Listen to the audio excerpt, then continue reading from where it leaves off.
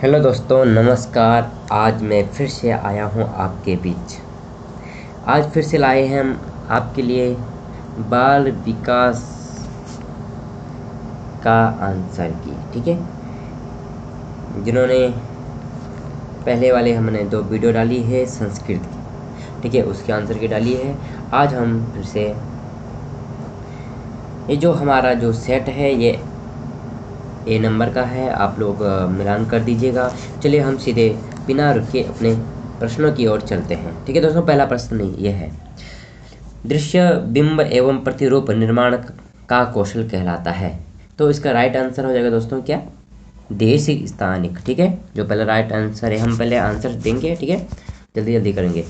और लोग जिन, ठीक है, जो लोग जिनका आईक्यू जो है 90 से 109 रेंज के मध्य होता है, उनकी क्या होती है। जो राइट आंसर होगा, यहाँ पे थोड़ा कंफ्यूजन वाला था, सामान्य से उच्च बुद्धि। देखो यहाँ पे क्या है, सामान्य सामान्य तो है, उच्च भी बुद्धि है, ये उच्च यहाँ पे लिख दिया तो इसके कारण ये रॉन्ग हो जाएगा। ये जो हमारा सी वाला है वो राइट हो जाएगा, क्या औसत बुद्धि होती है। ठीक है दोस्तों, बस। जो 3 नंबर है, सामवेगिक बुद्धि अनेक कौशलों का एक समुच्चय है। तो क्या है, परिशुद्ध भी, मूल्यांकन भी है, प्रकटीकरण भी है और संवेगों का नियमन भी है। ठीक है, ये इसका सी आंसर राइट हो जाएगा। एक बाई सी दोनों इसका राइट है। ठीक है दोस्तों, अब आगे हम चौथे पे। कथन क्या है, शोध अध्ययनों द्वारा यह पुष्ट किया जा गया है कि टीवी के कार्यक्रम आकर्षक होते हैं। ठीक है, वो तो होते ही हैं दोस्तों, इसीलिए बच्चे अपना बहुत समय उन्हें देखने में लगा। वही तो सही बात है दोस्तों, इसमें कोई ये नहीं है कि बच्चे क्या करते हैं, ये तो टीवी देखेंगे, या हम ही लोग अगर मूवी देखते हैं तो बहुत टाइम लगा देते हैं, 2-2 घंटे तक पता नहीं चलता है दोस्तों। ये बात तो सही है। प्रभाव यही, ये देखो ये प्रभाव क्या होता है, यह उनकी यह उनकी पढ़ने और लिखने की आदत जो होती है वो थोड़ा सा, हम भी लोग थोड़ा सा जो अपने पे ये सब घटाना चाहिए, हमारा क्वेश्चन राइट हो जाता है। जैसे खेलना कूदना हमारा भी बंद हो जाता है। तो फिर इसका राइट आंसर हो जाएगा क्या है, पहला कथन भी सत्य है, दूसरा भी सत्य है, दोनों सत्य है दोस्तों। ठीक है, अगला क्वेश्चन। ठीक है दोस्तों, पांचवा जो है, स्वस्थ व्यक्ति कौन है।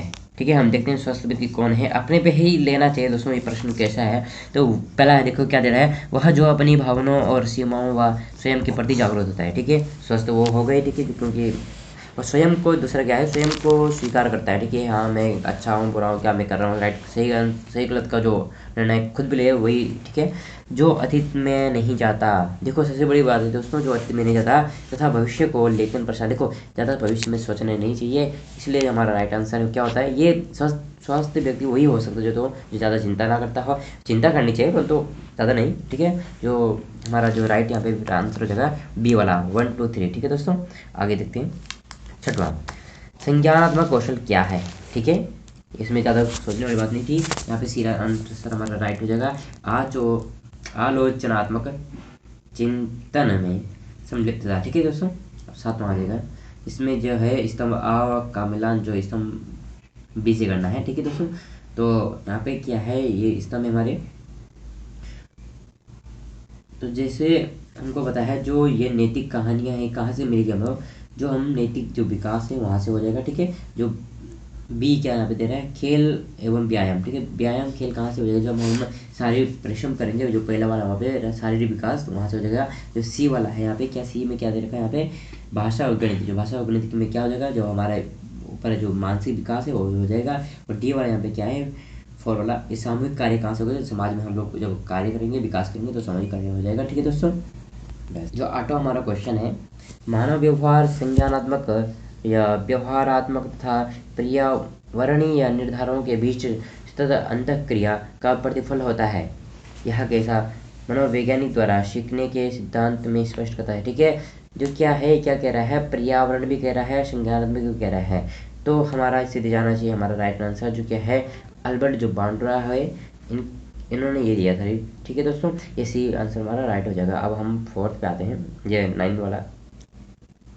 ठीक है, ये क्या है, बच्चों को जो कुछ सिखाया जाए उसकी आवृत्ति की जाए। ठीक है, उसे दोहराया जाए और समय समय पर उसका उपयोग किया जाए। ठीक है, यहाँ थार्डनाइक ने किस नियम, देखिए ये तो बड़ी बात है, अभ्यास, ये क्या है, बार बार दोहराना, बार बार सिखाना, ये तो अभ्यास की बात है, ये तो कोई ज़्यादा सोचने वाली बात नहीं थी दोस्तों। ये क्या है, बी आंसर राइट है। ठीक है, देखो कुछ क्वेश्चन होते हैं दोस्तों थोड़ा घुमा के पूछे जाते हैं, परंतु उसी में हम उनका आंसर छुपा रहता है।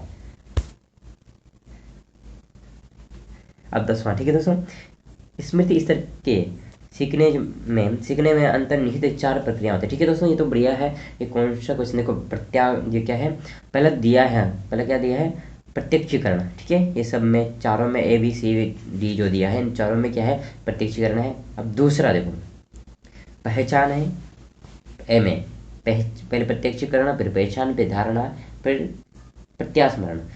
और डी में भी वही दिया है, थोड़ा सा धारणा को पहले ला दिया। जो हमारा पहले क्या है, प्रत्यक्षीकरण होता है, फिर पहचान होता है, फिर धारण करते हैं। पहले पहचान हो जाएगा, फिर उसको धारण करते हैं, फिर प्रत्यास्मरण हो जाता है। ठीक है, इसका जो राइट आंसर है वो ए हो जाएगा। अब जो 11वां है, शिक्षार्थी से संबंधित शिक्षण अधिगम प्रक्रिया को प्रभावित करने वाले कारक हैं।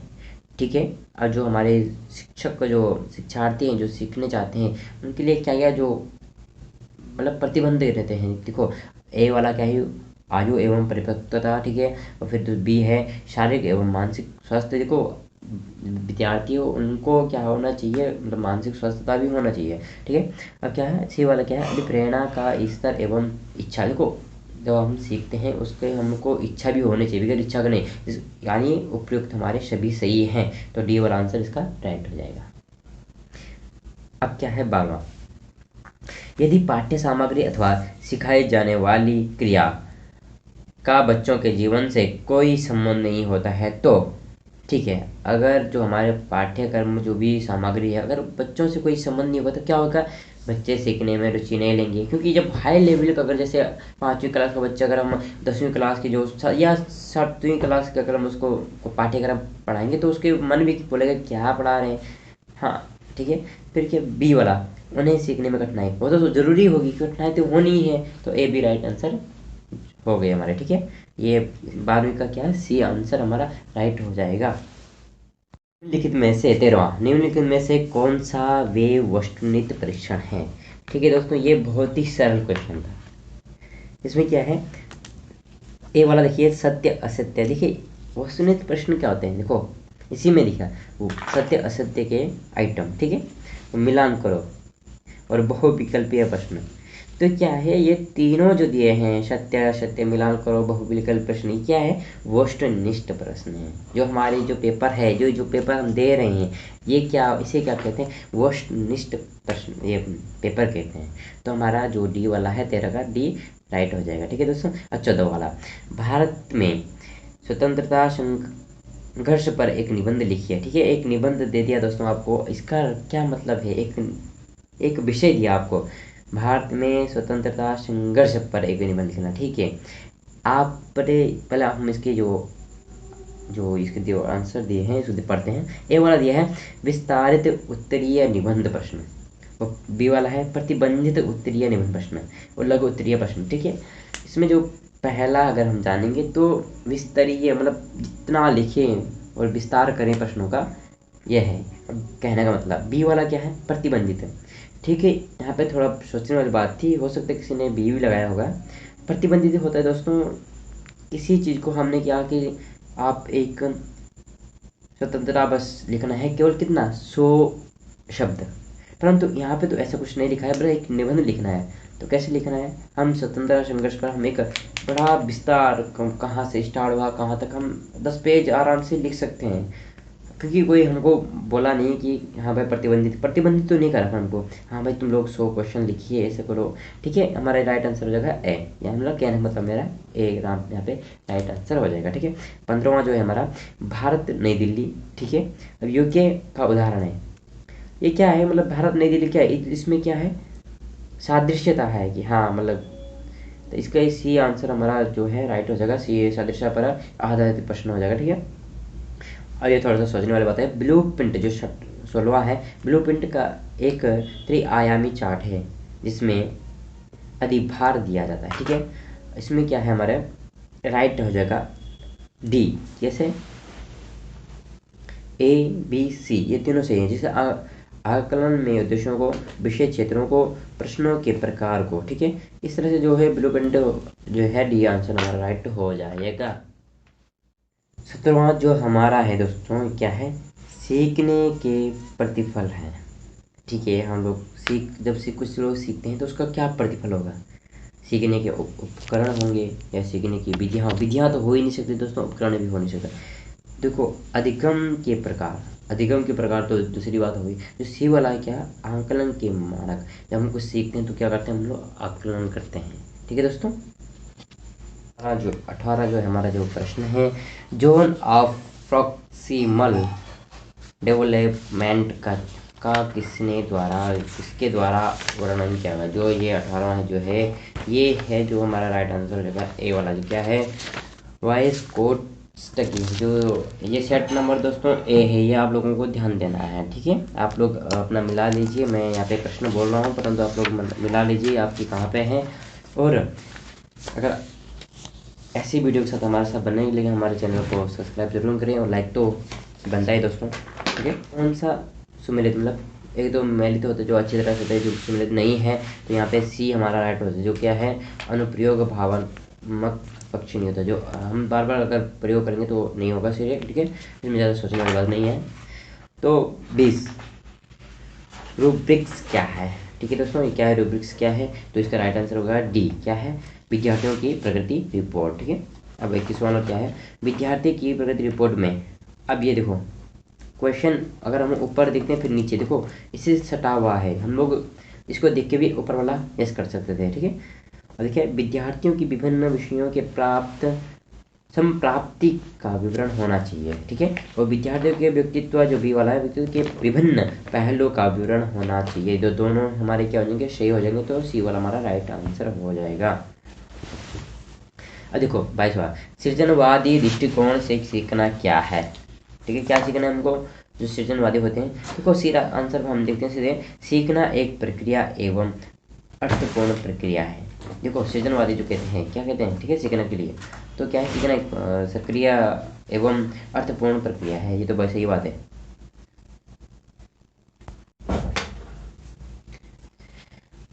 अब हमारा जो ये 23वां जो है, निम्नलिखित में से कौन सी विशेषता मानसिक रूप से दिव्यांग बच्चे में सामान्य रूप से नहीं होती। देखो, दिव्यांग बच्चे जो होते हैं उनमें सामान्य रूप से क्या होता है, उनमें होते हैं याद करने की जो क्षमता है। डी आंसर जो हमारा है, क्योंकि जो दिव्यांग बच्चे होते हैं उनमें कहीं ना कहीं लगता है कि यार ऐसा कुछ है, तो मतलब वो याद करने में थोड़ा सा क्या होता है, परेशानी हो जाती है उनको। ठीक है, कभी पूछना उनको, हो सकता है हाँ आप लोगों को आंसर मिल जाए। वैसे मैंने कभी पूछा नहीं, पूछ लेना। अच्छा 24 वाला जो हमारा है, ठीक है, हम आंसर को देखते हैं, प्रश्न को देखते हैं। स्तंभ आ और बा को मिलान करना है। ठीक है दोस्तों, जो क्या है, आ में क्या है, दृष्टिबाधित जो होते हैं, और श्रवणबाधित और अल्पबाधित दृष्टि वाले, अधिकम अक्षम वाले। ठीक है, ये फ्लैश कार्ड है, इस तरह से जो दिया है, इसका राइट आंसर हो जाएगा सी वाला। सी वाला जैसे कैसे, जो सी वाला है,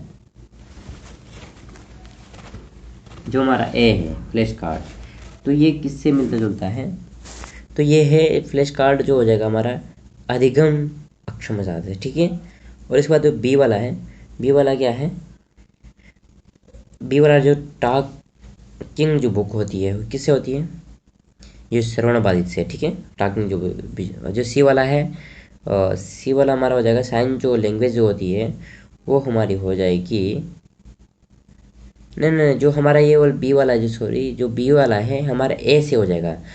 जो ये टॉकिंग बुक है हमारा, ये किससे हो जाएगा, ए दृष्टिवादी जो होती है। ठीक है, जो सी वाला है हमारा, ये साइन लैंग्वेज जो है हमारा, ये टू पे हो जाएगा। जैसे जो साइन लैंग्वेज जो होते हैं श्रवणबाधित जो होते हैं। ठीक है, जो और ये डी वाला जो मैग्नीफाइंग जो ग्लास है, तो ये तो जो अल्प जो दृष्टि वाले होते हैं उनके लिए, ग्लास की अगर बात करें तो ग्लास तो एक ही जगह।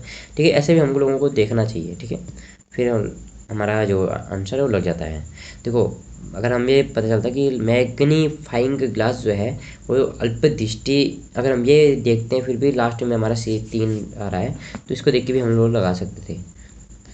ठीक है, थोड़ा सोचना पड़ता है दोस्तों, वैसे ऐसा कोई बात नहीं है। 25 वाला जो हमारा है, कक्षा कक्ष स्तर पर श्रवण बाधित की पहचान की जा सकती है। देखो, जो श्रवण सुनने में जो थोड़ा सा अक्षम है, उनकी पहचान कर सकते हैं। एक शिक्षक के नाते आप लोग सोच सकते हैं कि जो हमारा राइट आंसर सीधे हो जाएगा पहला वाला। मैं कहता हूँ ज़्यादा इसमें देखते नहीं दोस्तों। जो पहला है 1 2 3 4, ये चारों हो सकते हैं, क्योंकि अगर भाषाई कौशल में अभाव होता है, ठीक है, होता है, ये पढ़ने में बोलने में द्वारा अगर बार बार अगर बच्चे बोले कि सर मुझे दोबारा बोलो, और अगर शिक्षक द्वारा ऑडियोमेट्री भी प्रश्न कर सकते हैं, ये सही बात है। ये आप लोगों को पता होगा दोस्तों, डिस्ग्राफिया एक प्रकार की अधिगम अक्षमता है। ठीक है, ये तो अधिगम अक्षमता है, परंतु ये किसका, डिस्ग्राफिया। ग्राफिया का मतलब होता है दोस्तों लिखने में ये समस्या होती है। सी आंसर इसका राइट हो जाएगा। 27वां हमारा है क्वेश्चन दोस्तों, बहुसंवेदी उपागम का अर्थ है। ठीक है, तो बी वाला अगर हम देखेंगे तो विभिन्न संवेदी माध्यमों का प्रयोग। ठीक है दोस्तों, अदृश्य श्रव्य माध्यमों का प्रयोग। देखो, बहुसंवेदी क्या होता है, ठीक है, विभिन्न संवेदी माध्यमों का प्रयोग कर सकते हैं। देखो, ये हमारा राइट आंसर होगा बी वाला। अब जो हमारा 28वां है, टास्क एनालिसिस क्या है। ठीक है, ये क्या है इसमें दोस्तों, यह निर्णय लेने की एक कौन सी विषय वस्तु है, पढ़नी है या कौन सी नहीं।